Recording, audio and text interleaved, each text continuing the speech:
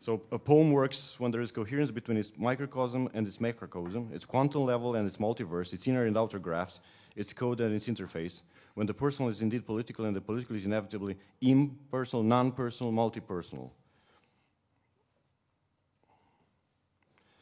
When the community is so mathematical and digital translatable that it loses both its projected commonalities and its identities, entities in translation, and the graph poem reassembles it as a toolkit and database.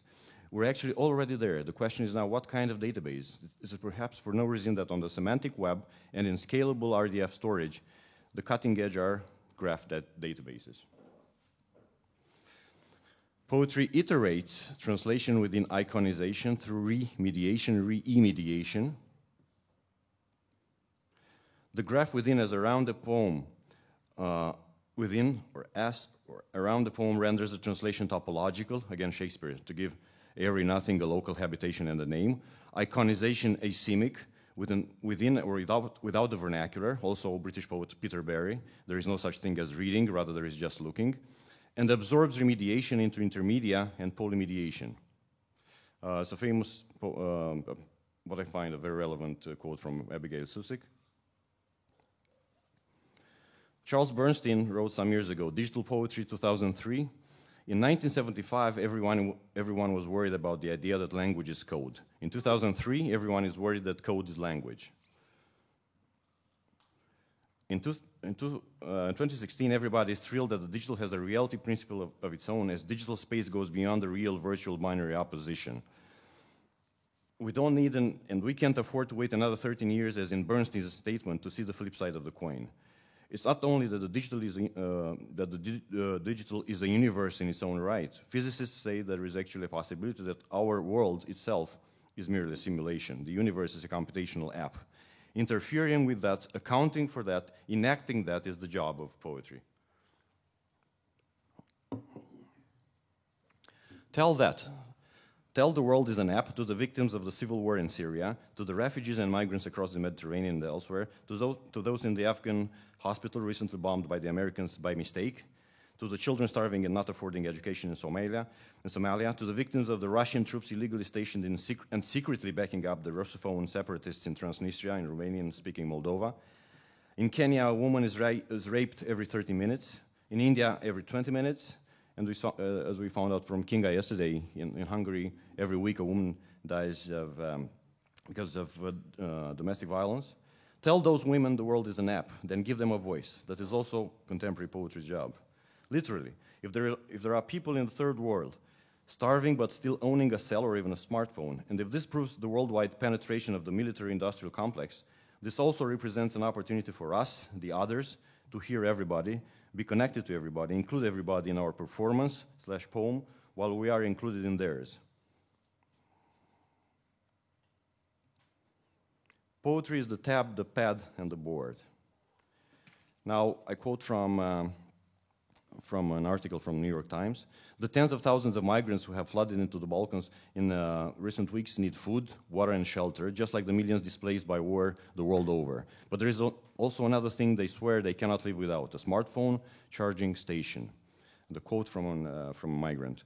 Every time I go to a new country, I buy a SIM card and activate the internet and download the map to locate myself. Osama Al-Yassem, 32-year-old music teacher from Deir al-Zur, Syria, explained as he sat on a broken park bench in Belgrade, staring at his smartphone and plotting his next move into Northern Europe.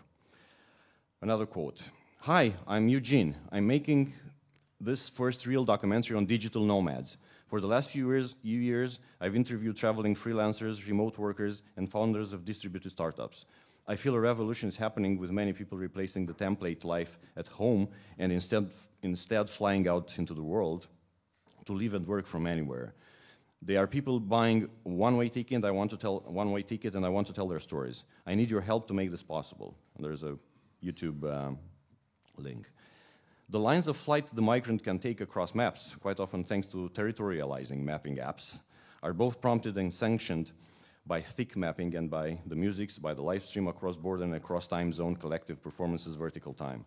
And then I quote from a poem that will be part of the performance tonight, so I'll go tonight to that.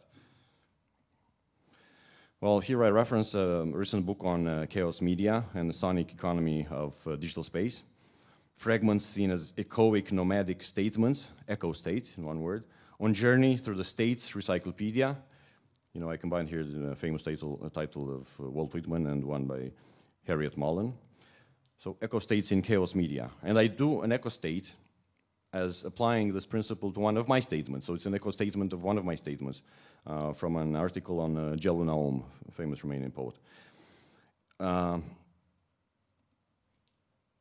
In his development and exemplification by analyzing George Opland's poem Root of the concept of placing poetry, Jan Davidson seems more preoccupied with circulating entities which represent or bring about the place of travel that becomes place, such as the car or the invading Nazi tank in Opland's poem, continually placing its occupants in different contexts.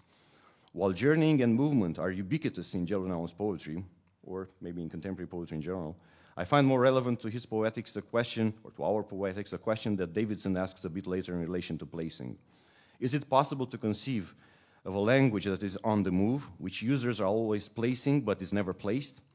This latter direction is perhaps more useful in examining contemporary poetry, and not only, but it still needs to be taken to the next level, I think, particularly with a further emphasis on placing, read as an action expressed by an intransitive verb, as in placing, place in progress, place as process, and specifically place as performance, especially if corroborated with studying the dynamism and processuality instilled and explored by poetry in and as placing.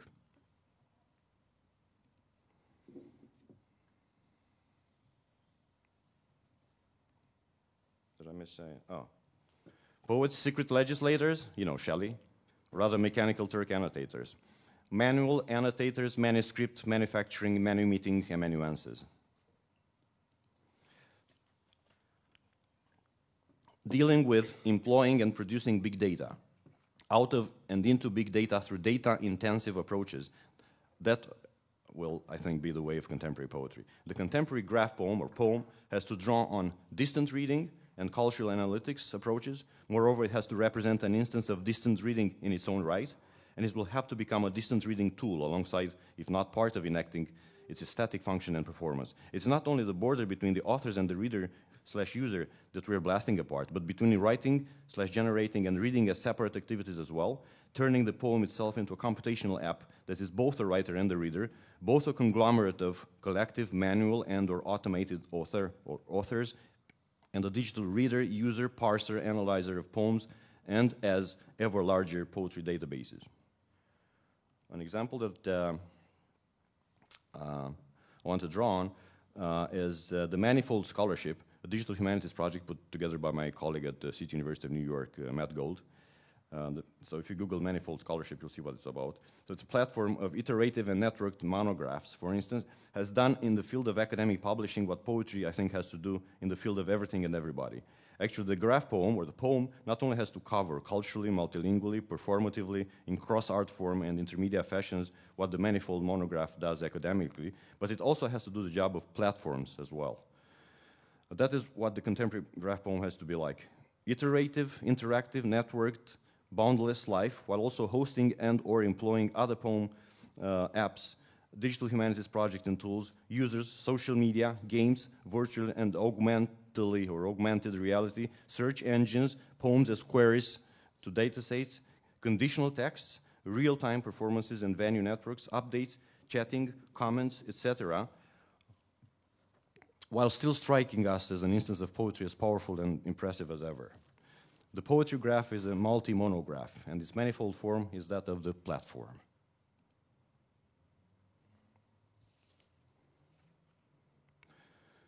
Speaking of scale, the graph poem proves being infinite, as a palpable and inexhaustible multi-verse verse in terms of temp, orality, and locality, all locality, coherence